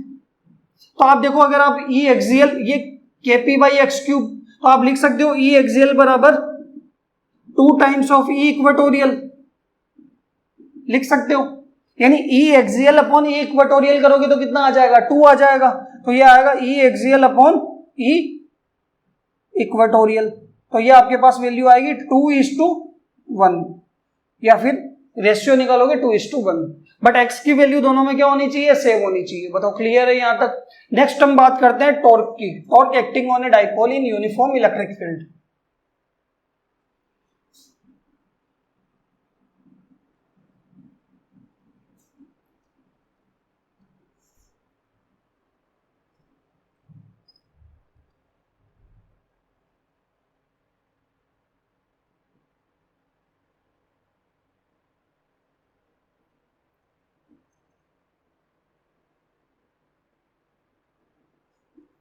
Uniform electric field, देखो इसके अंदर मैं सिर्फ डायग्राम समझा रहा हूं आपको और फॉर्मूला समझा रहा हूं कि फॉर्मूले के अंदर कौन सी वैल्यू कैसे आने वाली है। ठीक है, तो यहाँ पे अगर हम बात करते हैं कि ये यूनिफॉर्म इलेक्ट्रिक फील्ड मान लिया मैंने, ये पॉजिटिव चार्ज है और ये नेगेटिव चार्ज है। यूनिफॉर्म इलेक्ट्रिक फील्ड का मतलब है कि हर जगह इलेक्ट्रिक फील्ड की वैल्यू क्या रहेगी, सेम रहेगी और पॉजिटिव टू नेगेटिव रहेगी। इस यूनिफॉर्म इलेक्ट्रिक फील्ड के अंदर मैंने किसी डाइपोल को रख लिया इस तरीके से ए बी। ठीक है, इस डाइपोल की लेंथ कितनी है 2L है, और कितने एंगल पे रखा, थीटा एंगल पे। ठीक है, यहाँ पे अगर आप देखोगे तो ये चार्ज कौन सा है, -q, और ये चार्ज मान लिया +q। तो -q को ये पॉजिटिव चार्ज अट्रैक्ट करेगा तो इधर की तरफ फोर्स लगाएगा कितना, F1, कि यूनिफॉर्म इलेक्ट्रिक फील्ड है, तो इलेक्ट्रिक फील्ड के अंदर इस चार्ज के ऊपर क्या लगेगा, फोर्स लगेगा। सेम अगर आप देखोगे तो ये नेगेटिव चार्ज इस पॉजिटिव को अट्रैक्ट करेगा तो इधर की तरफ फोर्स कितना लगेगा, F2। अब F1 और F2 की वैल्यू कैसे निकालेंगे, तो देखो आपको पता है कि इलेक्ट्रिक फील्ड होता है वो होता है फोर्स अपॉन चार्ज, तो फोर्स क्या होगा, charge into electric field, F = QE। अब यहाँ पे अगर आप देखोगे तो इलेक्ट्रिक फील्ड की तो पूरे में वैल्यू क्या है, यूनिफॉर्म में सेम है, तो इस जगह पे -q पे इलेक्ट्रिक फील्ड क्या कर रहा है, फोर्स लगा रहा है, यानी F1 की वैल्यू अगर आप निकालोगे तो वो कितना होगा, QE, और माइनस से आपने डायरेक्शन बता दी। F2 निकालोगे तो QE रहेगा, लेकिन डायरेक्शन किधर होगी, उधर की तरफ, यानी F1 और F2 आपने दोनों की वैल्यू निकाली। तो डाइपोल पे अगर आप नेट फोर्स निकालते हो तो आपको पता है F1 और F2 दोनों की वैल्यू तो सेम है बट दोनों अपोजिट डायरेक्शन में लग रहे हैं, तो नेट क्या होगा, F2 - F1 कर लो या फिर F1 - F2 कर लो, क्या आएगा, QE - QE, और नेट फोर्स कितना आएगा, 0। यानी यूनिफॉर्म इलेक्ट्रिक फील्ड के अंदर डाइपोल के ऊपर नेट फोर्स क्या लगता है, 0 लगता है। क्लियर है? यही अगर नॉन यूनिफॉर्म होगा तो यहां इलेक्ट्रिक फील्ड की वैल्यू कुछ और आएगी, तो F1 की वैल्यू आएगी QE1, उधर आएगी F2 की वैल्यू QE2, तो फिर क्या होगा, F1 माइनस F2 या फिर F2 माइनस F1, बड़े में से छोटा माइनस करोगे तो नेट फोर्स जीरो नहीं होगा। तो यूनिफॉर्म में फोर्स जीरो होता है, नॉन यूनिफॉर्म में फोर्स जीरो नहीं होने वाला। बताओ क्लियर है? तो यहाँ पे हमारे पास यूनिफॉर्म इलेक्ट्रिक फील्ड के अंदर डाइपोल पे नेट फोर्स कितना आ गया? जीरो आ गया। हमें क्या निकालना है? टॉर्क। देखो टॉर्क कैसे प्रोड्यूस होगा कि मान लो ये हमारे पास डाइपोल है और इस डाइपोल के ऊपर एक फोर्स इधर की तरफ लग रहा है कितना? क्यूई, और एक इधर की तरफ लग रहा है कितना? क्यूई। यानी दो अलग अलग पॉइंट के ऊपर डाइपोल के, एक फोर्स नीचे एक फोर्स ऊपर, तो ये क्या कराएंगे? इसको रोटेट करवाएंगे, और रोटेट कराएंगे तो क्या प्रोड्यूस होगा? टॉर्क। और वो टॉर्क होगा क्या? तो यहाँ पे जो टॉर्क का फॉर्मूला आएगा वो आएगा पीई साइन थीटा। पी तो क्या है, या फिर आप बोल सकते हो क्यू इंटू 12 जो कि पी है, और ये ई साइन थीटा। क्लियर है? और थीटा किस किस के बीच में एंगल है? थीटा एंगल है पी और ई के बीच में, इलेक्ट्रिक फील्ड और डाइपोल मोमेंट के बीच में। कि यहाँ पे नेगेटिव टू पॉजिटिव, इधर की तरफ डाइपोल मोमेंट जा रहा होगा पी, और इधर की तरफ क्या जा रहा है? इलेक्ट्रिक फील्ड जा रहा है, और दोनों के बीच में एंगल कितना है? थीटा है। क्लियर है? यहां तक पी क्यू इंटू 12 भी लिख सकते हो, ई इलेक्ट्रिक फील्ड है और थीटा इन दोनों के बीच में एंगल है। ये क्या आएगा? टॉर्क। और इस टॉर्क की जो यूनिट होगी, टॉर्क होता है फोर्स इंटू परपेंडिकुलर डिस्टेंस, वो आएगी न्यूटन इंटू मीटर। ये ध्यान रखना। बताओ क्लियर है यहां तक? इसके अंदर तीन केस भी बनेंगे। केस वन कि अगर मान लो थीटा कितना है? जीरो है, तो थीटा जीरो का मतलब है कि टॉर्क आ जाएगा P sine zero. Sine zero का मतलब जीरो, तो टॉर्क क्या आएगा? जीरो। बट ये केस बनेगा कौन सा? Stable equilibrium. कौन सा बनेगा? Stable equilibrium. यही अगर मैंने केस टू की बात करी कि थीटा की वैल्यू कितनी ले ली? 180, तो 180 के अंदर भी टॉर्क कितना आएगा? टॉर्क आएगा पीई साइन 180। साइन 180 का मतलब जीरो, तो टॉर्क अगेन कितना आएगा? जीरो। ये बनेगा अनस्टेबल इक्विलिब्रियम। क्या बनेगा? Unstable equilibrium. ये आप डायरेक्ट याद भी रख सकते हो, चाहे इलेक्ट्रिक फील्ड हो चाहे मैग्नेटिक फील्ड हो। मैग्नेटिक डाइपोल में भी आता है। या फिर पोटेंशियल एनर्जी भी निकालते हैं। जब भी थीटा की वैल्यू जीरो स्टेबल होगा, जब भी थीटा की वैल्यू 180 है अनस्टेबल होगा। क्यों होगा? रीजन बता देता हूं इसका कि अगर मान लो कि आपके पास ये इलेक्ट्रिक फील्ड है यूनिफॉर्म पॉजिटिव टू नेगेटिव,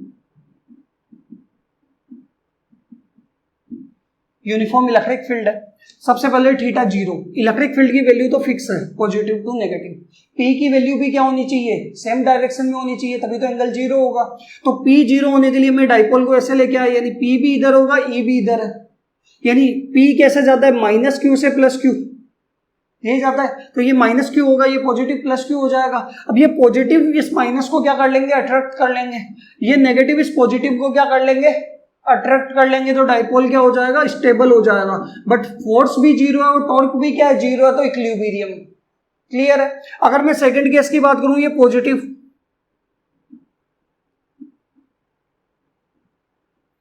ठीक है, इलेक्ट्रिक फील्ड फिक्स है। अब एंगल क्या होना चाहिए? 180। मतलब अगर इधर ई जा रहा है तो अपोजिट में क्या जाना चाहिए? पी जाना चाहिए, तभी तो एंगल 180 दिखाओगे। तो यहां से अगर आप देखोगे ये डाइपोल है तो अपोजिट जाना चाहिए पी। अपोजिट होगा तो ये माइनस क्यू और ये प्लस क्यू, तो प्लस प्लस को रिपेल करेगा, माइनस माइनस को रिपेल करेगा, तो डाइपोल क्या हो जाएगा? अनस्टेबल हो जाएगा। और टॉर्क तो जीरो है, फोर्स भी जीरो है, तो इक्विलिब्रियम। क्लियर है? और थर्ड इसके अंदर आता है कि अगर मान लो थीटा की वैल्यू कितनी है? 90 है, तो 90 में टॉर्क कितना आएगा? पी साइन 90, और साइन 90 कितना होगा? 1, तो टॉर्क आ जाएगा पी, और इसको बोलेंगे मैक्सिमम टॉर्क आएगा। Maximum torque. तो जब भी आपको न्यूमेरिकल में या कहीं पे भी मैक्सिमम टॉर्क की बात करें, मतलब थीटा कितना है? पी और ई के बीच में 90 डिग्री है, कि आपके पास ये डाइपोल कैसे होगा? ऐसे परपेंडिकुलर होने वाला है, ये माइनस क्यू और ये प्लस क्यू, और एंगल कितना होगा? ये 90 डिग्री हो जाएगा। बताओ क्लियर है यहां तक? तो ये टॉर्क। और नेक्स्ट हम बात करते हैं चार्ज डेंसिटीज की, कि कंटिन्यूअस चार्ज डिस्ट्रीब्यूशन के अंदर तीन तरीके की चार्ज डेंसिटीज होती है, तो उनकी बात करते हैं। फिर फ्लक्स और गॉस लॉ।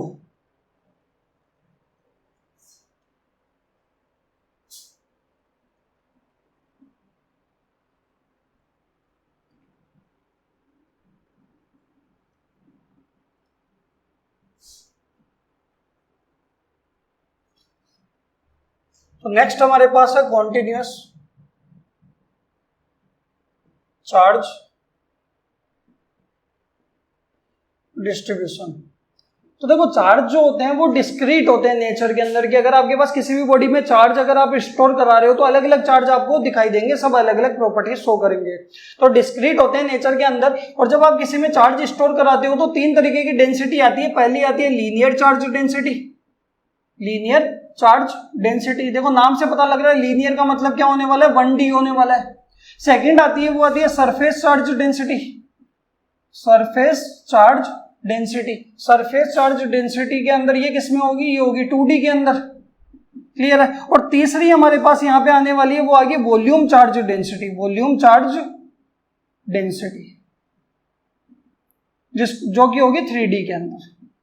क्लियर है। तो देखो सबसे पहले लीनियर की बात करते हैं। लीनियर चार्ज डेंसिटी का मतलब है कि हमारे पास मान लो ये रोड है और इसके ऊपर आपके पास आपने क्या किया, इसके ऊपर आपने positive charge uniformly continuously distribute कर दिया। इसकी लेंथ कितनी है L और चार्ज कितना स्टोर करवाया Q। ठीक है। तो देखो डेंसिटी होती क्या है, नॉर्मल डेंसिटी क्या होती है, मास पर यूनिट वॉल्यूम, कि पर यूनिट वॉल्यूम के अंदर कितना मास आपने स्टोर करवाया, यही है। तो यहाँ पे लीनियर है, लीनियर का मतलब आपके पास सिर्फ लेंथ है, तो पर यूनिट लेंथ पर आपने कितना चार्ज स्टोर करवाया वो क्या होगा, लीनियर चार्ज डेंसिटी। ठीक है। और इसको डिनोट करते हैं लेमडा से, ये क्या आएगा, चार्ज पर यूनिट लेंथ। बताओ क्लियर है। ऐसा यूनिट इसकी क्या होगी, वो होगी न्यूटन पर मीटर, नहीं sorry coulomb per metre. Dimension अगर आप इसके निकालोगे तो भाई चार्ज की तो क्या होगी 80 और लेंथ की क्या होगी L, तो ये आ जाएगी आपके पास m0 L - 1 T1 A1। बताओ क्लियर। अगर मैं यहाँ स्मॉल लेंथ की बात कर लूं कि लेंथ कितनी है DL है, तो चार्ज भी कितना स्टोर होगा DQ, कि भाई लेंथ डबल करोगे चार्ज डबल स्टोर हो जाएगा, बट लेमडा हमेशा क्या रहेगा, कांस्टेंट रहेगा। तो यहाँ पे अगर आप देखो स्मॉल लेंथ लोगे तो चार्ज भी स्मॉल आएगा, तो यहाँ पे लेमडा की वैल्यू कितनी हो जाएगी, DQ बाई DL। और अगर आपको स्मॉल चार्ज निकालना तो लेमडा इंटू DL भी आप लिख सकते हो। ये लीनियर चार्ज डेंसिटी। सेकेंड आती है surface charge density. Surface charge density का मतलब आपके पास ये सरफेस है, ठीक है, इसका एरिया कितना है A, ठीक है, और इसके अंदर आपने कॉन्टिन्यूअस चार्ज डिस्ट्रीब्यूट किया कितना Q, तो इसकी सरफेस चार्ज डेंसिटी क्या होगी, वो होगी पर यूनिट एरिया के अंदर कितना चार्ज स्टोर हुआ, और इसको डिनोट करते हैं सिग्मा से। तो सिग्मा बराबर हो जाएगा charge per unit area. Clear है। और इसकी ऐसा यूनिट हो जाएगी कूलम पर मीटर स्क्वायर। क्या आ जाएगी, कूलम पर मीटर स्क्वायर। और अगर आप डायमेंशन निकालोगे तो डायमेंशन क्या आने वाली है, देखो चार्ज की तो 80 और मीटर स्क्वायर का L2, तो m0 L - 2 T1 A1। और अगर आप स्मॉल एरिया ले लेते हो D है, तो चार्ज भी कितना स्टोर होगा DQ, तो सिग्मा बराबर आपके पास आ जाएगा DQ बाई DA। बताओ क्लियर है।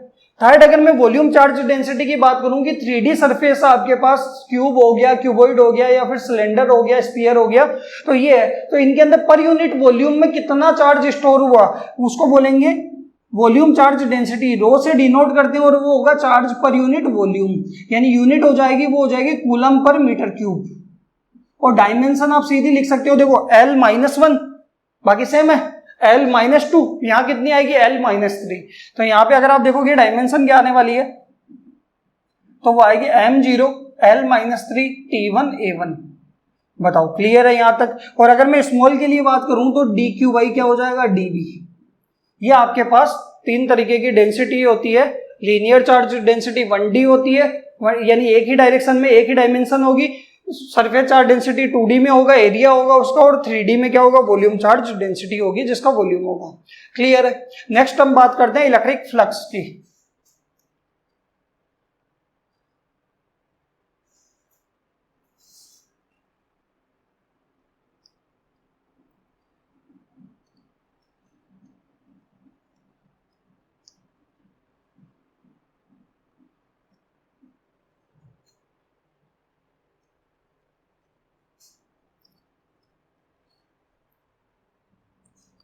तो अगला टॉपिक हमारे पास है इलेक्ट्रिक फ्लक्स। तो देखो इलेक्ट्रिक फ्लक्स होता क्या है कि अगर आपके पास कोई भी क्लोज सरफेस एरिया है, ये क्लोज सरफेस है, इसका एरिया कितना है A, इससे इलेक्ट्रिक फील्ड लाइंस पास हो रही है, तो कितने number of electric field lines इस एरिया से पास हो रही है, इसको बोलेंगे इलेक्ट्रिक फ्लक्स।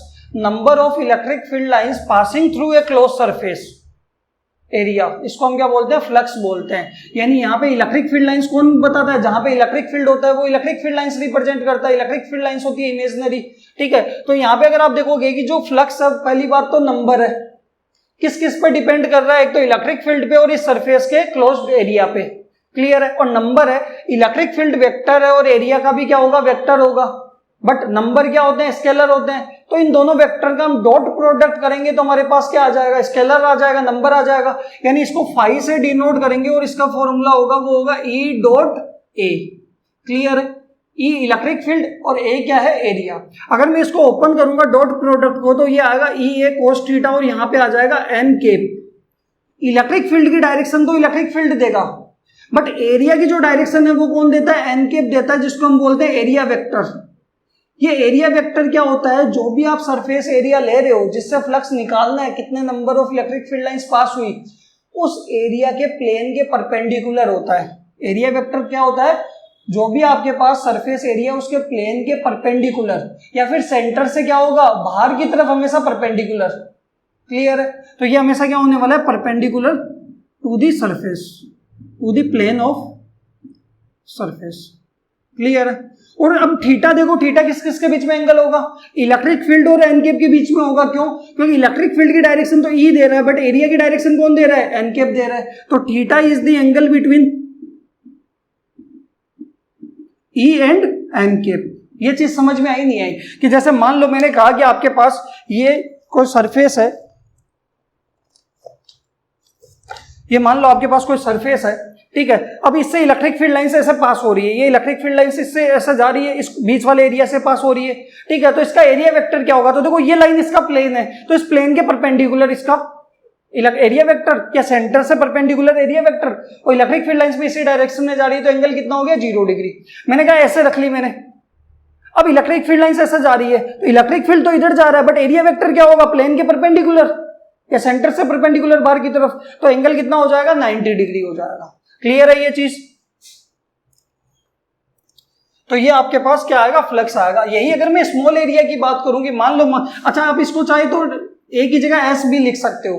तो मान लो मैंने छोटा सा एरिया कंसीडर कर लिया कितना, डी ए, कितना मान लिया, डी ए, या फिर डी ए की जगह मैं डी एस मान लेता हूं, सरफेस एरिया, ठीक है। अब इससे इलेक्ट्रिक फील्ड लाइंस पास हो रही होगी तो फ्लक्स क्या आएगा, कम आएगा। तो स्मॉल एरिया के लिए फ्लक्स कितना आएगा, वो आएगा डी फाई, और वो भी क्या होगा, ई डॉट डी एस। ये तो छोटे से एरिया के लिए आया। टोटल निकालने के लिए क्या कर सकते हैं, इंटीग्रेट करेंगे, और इंटीग्रेट करेंगे तो टोटल फ्लक्स फाई आ जाएगा, वो आ जाएगा integration of E dot D S. और इस इंटीग्रेशन में यहाँ पे होगा क्लोज इंटीग्रल होगा, सर्किल बना हुआ आएगा। इसका मतलब है कि आपका एरिया क्या होना चाहिए, क्लोज होना चाहिए, जिससे इलेक्ट्रिक फील्ड लाइंस पास हो रही है। क्लियर है यहां तक। अगर आप इसको ओपन करोगे तो क्या लिखोगे, E D S cos theta N cap, और ई और एन कैप के बीच में क्या होगा, एंगल होगा, जिसका इसका मैग्नीट्यूड 1 होता है, यूनिट वेक्टर है ये। तो ये आपके पास क्या है, फ्लक्स। अगर मैं इसकी एसआई यूनिट की बात करूं फ्लक्स की, तो देखो E dot A electric field का होगा न्यूटन पर कूलम, और एक एरिया का क्या होगा, मीटर स्क्वायर। तो न्यूटन पर कूलम इंटू मीटर स्क्वायर। आप डायमेंशन भी इसकी निकाल सकते हो। डायमेंशन क्या होगी, एम एल टी माइनस 2, तो न्यूटन की मतलब फोर्स की, चार्ज की क्या होगी 80, और इसकी क्या होगी मीटर स्क्वायर की L2, M L 3 T minus 3 A minus 1। ये डायमेंशन आई, कैसे क्वांटिटी, स्केलर है, स्केलर क्वांटिटी। ये आपके पास इलेक्ट्रिक फ्लक्स, बताओ क्लियर है यहां तक। नेक्स्ट हम बात करते हैं गॉस लॉ एंड इसके एप्लीकेशंस की, और ये आपका आखिरी टॉपिक है इस चैप्टर का।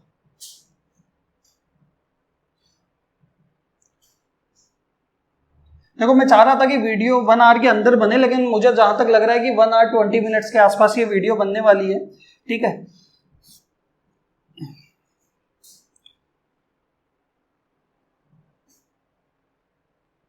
बट कुछ चीजें मैंने डिटेल के अंदर समझाई है, ठीक है। नेक्स्ट हम बात करते हैं यहाँ पे गॉस थ्योरम की। देखो गॉस थ्योरम क्या है, गॉस थ्योरम सिंपल सी कहानी है कि अगर मान लो आपके पास कोई भी 3D में, पहली बात तो गॉस लॉ तभी एप्लीकेबल होगा जब आपके पास 3D सरफेस के अंदर चार्ज क्लोज्ड होगा।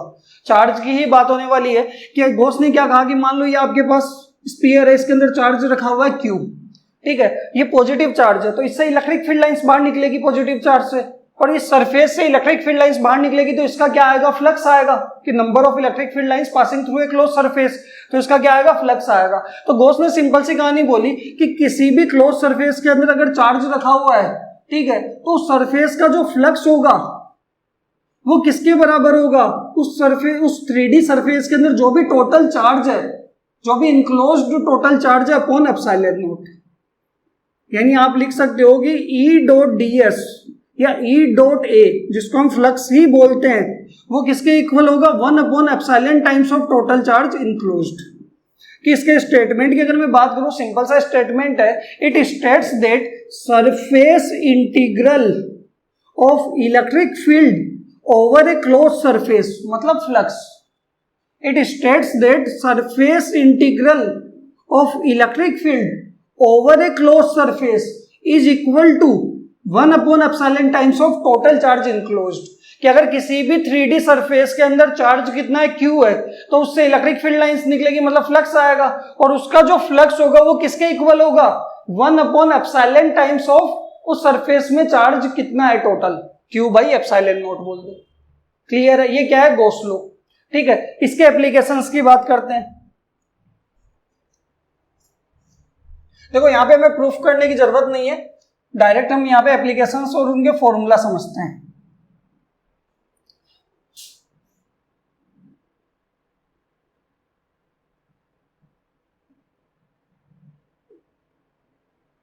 इसके अंदर देखो सबसे पहले हम क्या करेंगे, electric field intensity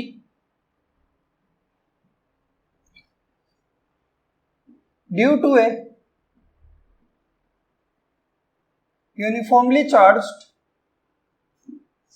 infinite wire, कि हमें इलेक्ट्रिक फील्ड इंटेंसिटी निकालनी है किसी infinite uniformly charged straight wire की वजह से। कि मैंने मान लिया कि ये मेरे पास क्या है, एक स्ट्रेट वायर है, और वायर कैसा है, ये इनफाइनाइट है, मतलब जाता जा रहा है ऊपर नीचे इस तरीके से। ठीक है, इसके ऊपर हमने क्या किया, यूनिफॉर्मली चार्ज डिस्ट्रीब्यूट कर दिया, कितना, Q चार्ज इसके ऊपर डिस्ट्रीब्यूट कर दिया, और ये किसके अंदर है, 1D में इसकी लीनियर चार्ज डेंसिटी कितनी होगी, लैम्डा होगी। ठीक है, वो तो कांस्टेंट रहने वाली है, चाहे आप वायर कितना इनफाइनाइट ले लो। ठीक है, तो यहाँ पे हमें गॉस थ्योरम का यूज करके इस वायर की वजह से किसी भी पॉइंट पे इलेक्ट्रिक फील्ड निकालना है। ठीक है, बट गॉस थ्योरम की कहानी ये है कि गॉस थ्योरम तभी एप्लीकेबल होगा जब चार्ज आपका 3D में इनक्लोज होगा। ठीक है, तो यहाँ पे अगर आप 3D में इनक्लोज करने के लिए यहाँ पे हम करते क्या है कि यहाँ पे एक सिलेंड्रिकल गॉसियन सरफेस बना लेते हैं। क्या बना लेते हैं, सिलेंड्रिकल गॉसियन सरफेस हमने यहाँ पे क्या कर दी, एक ड्रॉ कर दी इस तरीके से।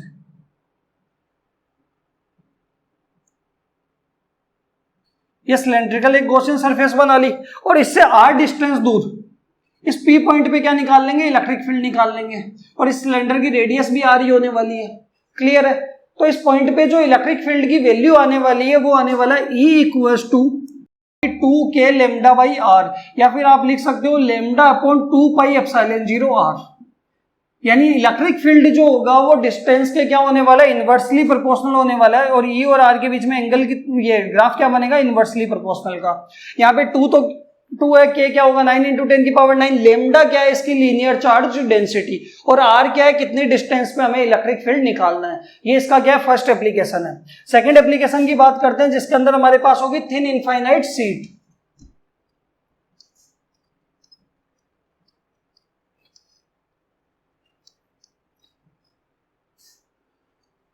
सेकेंड एप्लीकेशन आएगा electric field intensity due to a uniformly charged thin infinite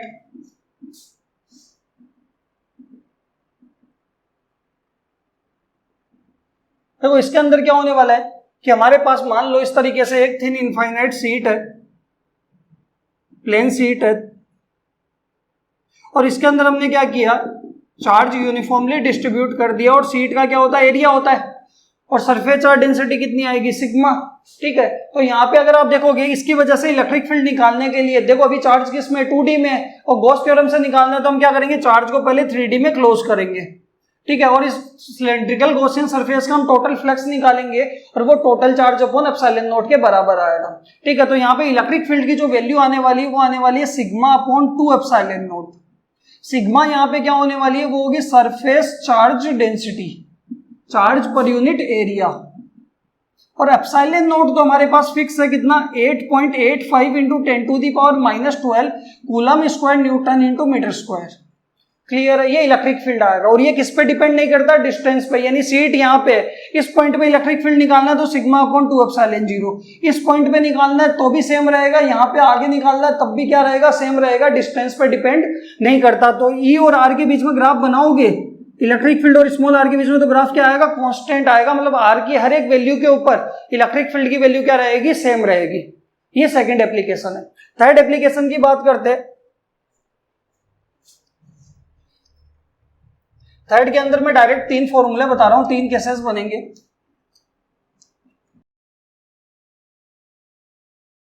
तो देखो थर्ड एप्लीकेशन हमारे पास होगा electric field intensity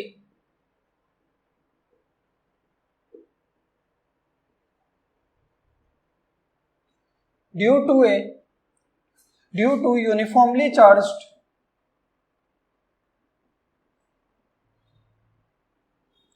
two thin infinite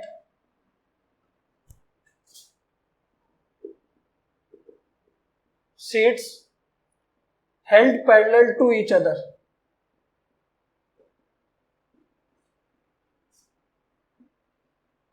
कि हमारे पास दो uniformly charged thin infinite sheets है और दोनों एक दूसरे के पैरेलल रखी हुई है, ठीक है। तो दोनों के एक लेफ्ट साइड के अंदर, दोनों के बीच में और राइट साइड के अंदर दोनों आउटसाइड, दोनों प्लेटों के आउटसाइड और दोनों के बीच में नेट इलेक्ट्रिक फील्ड इंटेंसिटी क्या होने वाली है, ठीक है। तो देखो इसका डायग्राम क्या बनेगा कि मान लेते हैं ये हमारे पास फर्स्ट सीट है इनफाइनाइट और इसी के पैरेलल के अंदर दूसरी सीट हमने यहाँ पे इस तरीके से बना दी, ठीक है। फर्स्ट की सरफेस चार्ज डेंसिटी सिग्मा 1 और दूसरे की कितनी है, सिग्मा 2, और दोनों में चार्ज हम मान लेते हैं पॉजिटिव चार्ज है या फिर नेगेटिव भी हो सकते हैं। याद रखना कि अगर सरफेस चार्ज डेंसिटी की वैल्यू आपको पॉजिटिव में गिवन है तो चार्ज आपका क्या होगा, पॉजिटिव होगा, और इसकी वैल्यू अगर नेगेटिव में है तो चार्ज आपका क्या होगा, नेगेटिव होगा, क्योंकि सरफेस चार्ज डेंसिटी क्या होती है, चार्ज अपॉन एरिया। तो चार्ज पॉजिटिव है तो पॉजिटिव होगी, चार्ज नेगेटिव है तो क्या होगी, नेगेटिव होगी, ठीक है। तो यहाँ पे फर्स्ट के अंदर हमने पॉजिटिव चार्ज लिया और सेकंड में भी पॉजिटिव चार्ज ले लिया और दोनों की सरफेस चार्ज डेंसिटी कितनी है, सिग्मा 1 सिग्मा 2। तो फर्स्ट का इलेक्ट्रिक फील्ड बोल देते हैं E1, वो कितना आएगा, सिग्मा 1 अपॉन 2 एप्सिलॉन नॉट, और सेकंड का इलेक्ट्रिक फील्ड कितना आएगा E2, वो भी कितना आएगा, sigma 2 upon 2 epsilon not. Clear है, और डिस्टेंस पे डिपेंड नहीं करते। तो देखो फर्स्ट प्लेट के बाहर आउटसाइड यानी इस रीजन के अंदर हमें नेट इलेक्ट्रिक फील्ड निकालना है, ये भी यहाँ पे इलेक्ट्रिक फील्ड लगा रहा होगा और ये सीट भी यहाँ पे इलेक्ट्रिक फील्ड लगा रही होगी, क्योंकि डिस्टेंस पे डिपेंड नहीं करती। क्लियर है, तो इसको बोलेंगे रीजन 1। इस रीजन 1 में भी हमें नेट इलेक्ट्रिक फील्ड निकालना है, दोनों के बीच में इसको बोलेंगे रीजन 2 और इसको बोलेंगे रीजन 3। तो देखो इसका कॉन्सेप्ट समझा रहा हूं, क्योंकि यहाँ पे अगर 3 सीट आ जाएगी तो भी आप सेम कॉन्सेप्ट से सोल्व कर सकते हो। तो अगर इसका न्यूमेरिकल आता है तो आपको कॉन्सेप्ट लगा के भी आप सोल्व कर सकते हो। तो यहाँ पे अगर आप देखोगे कि फर्स्ट रीजन के अंदर, सेकंड के अंदर और थर्ड के अंदर हमें नेट इलेक्ट्रिक फील्ड निकालना है, ठीक है। तो यहाँ पे अगर आप देखो फर्स्ट की बात करते हैं कि यहाँ पे आपके पास ये क्या है, एक पॉजिटिव चार्ज की सीट है, प्लेन सीट है, इनफाइनाइट सीट है। तो इस पॉजिटिव चार्ज से इलेक्ट्रिक फील्ड हमेशा क्या होता है, बाहर निकलता है, यानी इससे यहाँ पे इलेक्ट्रिक फील्ड क्या होगा, E1, इसका इलेक्ट्रिक फील्ड E1 है बाहर की तरफ। इस रीजन में भी इसका क्या होगा, पॉजिटिव से हमेशा बाहर निकलेगा तो इधर की तरफ, यहाँ पे भी इसका क्या होगा, E1। क्लियर है। अब इस सीट की बात करते हैं तो इसमें भी पॉजिटिव है तो इससे भी क्या होगा, हर डायरेक्शन में बाहर निकलेगा। तो यहाँ पे देखोगे तो इधर की तरफ बाहर E2, इधर भी क्या आएगा, E2, और यहाँ पे भी कितना आएगा, इधर की तरफ E2। तो इस रीजन में दो इलेक्ट्रिक फील्ड है, E1 E2, इसमें भी E1 E2, इसमें भी E1 E2। क्या करते हैं, नेट निकाल लेते हैं। बट इसके अंदर आपका एक साइन कन्वेंशन लगेगा। साइन कन्वेंशन क्या है कि अगर इलेक्ट्रिक फील्ड लेफ्ट डायरेक्शन के अंदर है, इलेक्ट्रिक फील्ड की डायरेक्शन लेफ्ट में है, तो उसका साइन हमेशा क्या लेना है, नेगेटिव लेना है। नेगेटिव एक्स की तरफ है तो क्या लेना है, नेगेटिव। और अगर यही पॉजिटिव एक्स की तरफ है, राइट में है, तो इसका साइन हमेशा क्या लेना है, पॉजिटिव लेना है। क्लियर है। तो यहाँ पे अगर आप देखोगे कि फर्स्ट रीजन में हम ई नेट निकालेंगे तो दोनों लेफ्ट में है, यानी माइनस का E1 माइनस का E2, E1 E2 की वैल्यू पुट कर लेंगे। क्लियर है। यही सेकंड रीजन में बात करेंगे तो देखो E1 राइट में है तो E1 प्लस का, और E2 लेफ्ट में है तो माइनस का E2। क्लियर है। थर्ड में दोनों राइट में है तो ई नेट कितना आ जाएगा, E1 प्लस E2। आप E1 E2 की वैल्यू पुट कर सकते हो और यहाँ पे ये क्या होगा, सोल्व हो जाएगा। यही अगर एक में पॉजिटिव और एक में नेगेटिव होता तो पॉजिटिव से तो E1 E1 E1 तीनों में बाहर निकलता, नेगेटिव के अंदर इलेक्ट्रिक फील्ड क्या होता है, अंदर की तरफ जाता है, तो ये नेगेटिव होता तो यहाँ पे भी इन्वर्ट होता, इधर से भी E2 इन्वर्ट होता और यहाँ से भी E2 क्या होता, नेगेटिव की तरफ होता, इन्वर्ट की तरफ होता। ठीक है, फिर आपको लेफ्ट और राइट देख के क्या करना होता, सम करना था। क्लियर है यहां तक? ठीक है, इसके 3 केस की भी हम बात करते हैं।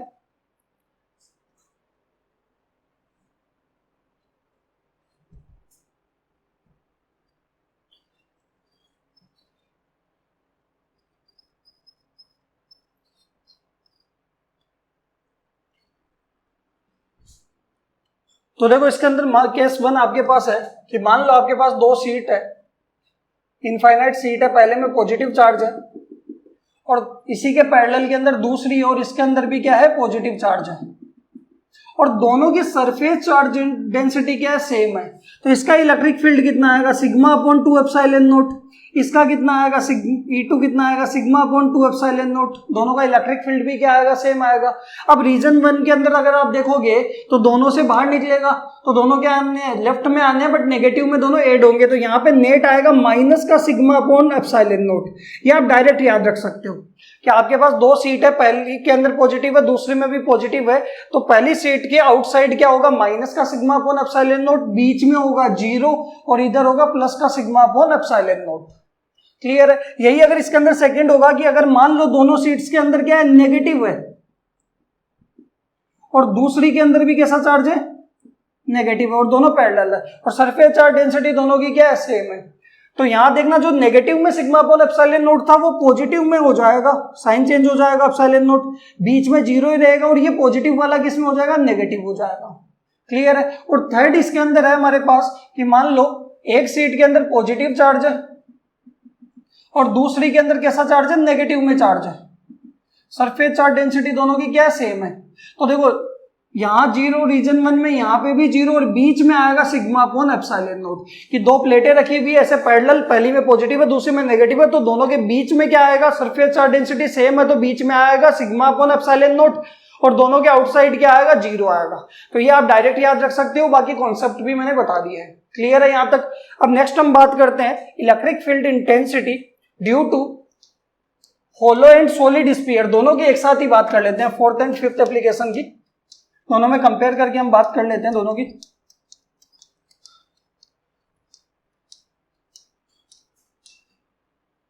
तो देखो 4th एंड 5th एप्लीकेशन हमारे पास आने वाला है और वो होगा electric field intensity due to uniformly charged. First यहां पे बात करेंगे होलो स्फीयर और इधर बात कर लेंगे सॉलिड स्फीयर की।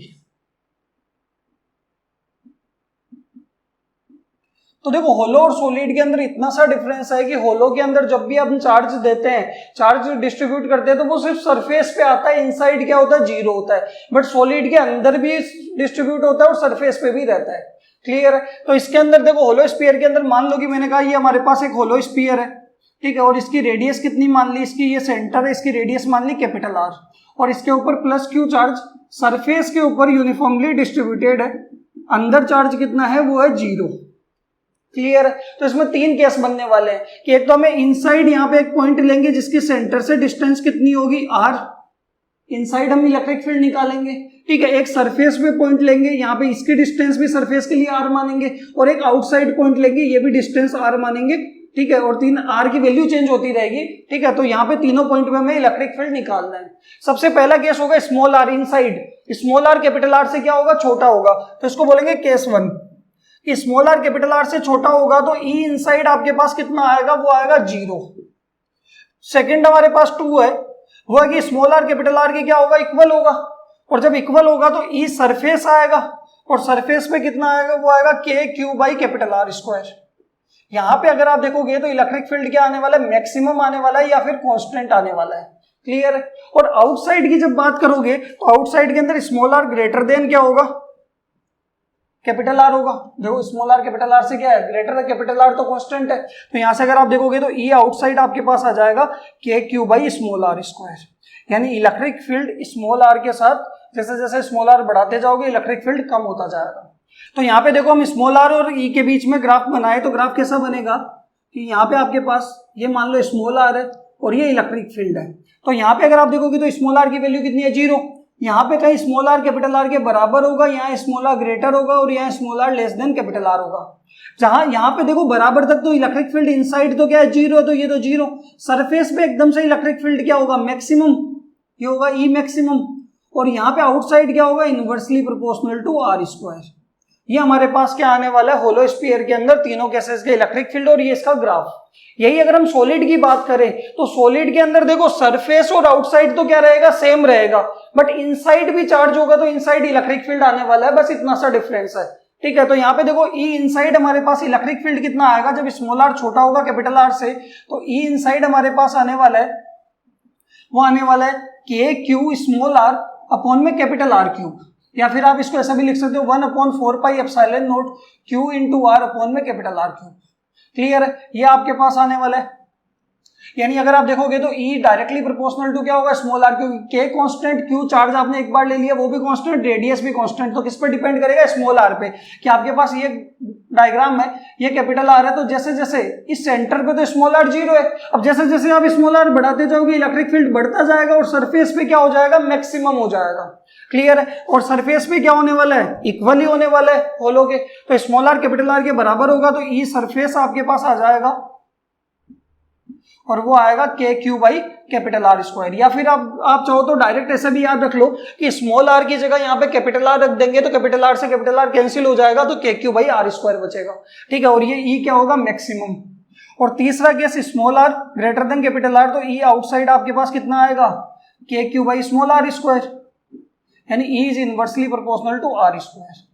कि यहाँ पे हमने क्या कर दिया, कैपिटल आर की जगह यहाँ पे क्या रख दिया, स्मॉल आर रख दिया, तो स्मॉल आर का क्यूब, एक आर से R cancel, K cube by R square. Graph बनाते हैं इसका, तो ग्राफ क्या होने वाला है, ये स्मॉल आर, ये इलेक्ट्रिक फील्ड, यहाँ पे देखोगे तो स्मॉल आर कैपिटल आर के बराबर है, यहाँ ग्रेटर है और यहाँ लेस देन है, तो यहाँ से ये तो देखो बराबर पे तो क्या है, मैक्सिमम है। जब छोटा है तब क्या होगा, डायरेक्टली प्रोपोर्शनल होगा, E is directly proportional to small R, कि जो आपका इलेक्ट्रिक फील्ड है वो स्मॉल आर के क्या है, डायरेक्टली प्रोपोर्शनल है। सरफेस पे क्या होगा, मैक्सिमम, और आउटसाइड क्या होने वाला है, वही inversely proportional to R square. तो ये डिफरेंस है आपका होलो एंड सॉलिड स्फीयर के अंदर, और ये आपका गॉस लॉ खत्म और आपका chapter 1 electric charges and field पूरा खत्म। बताओ क्लियर है यहाँ तक? Okay, thank you.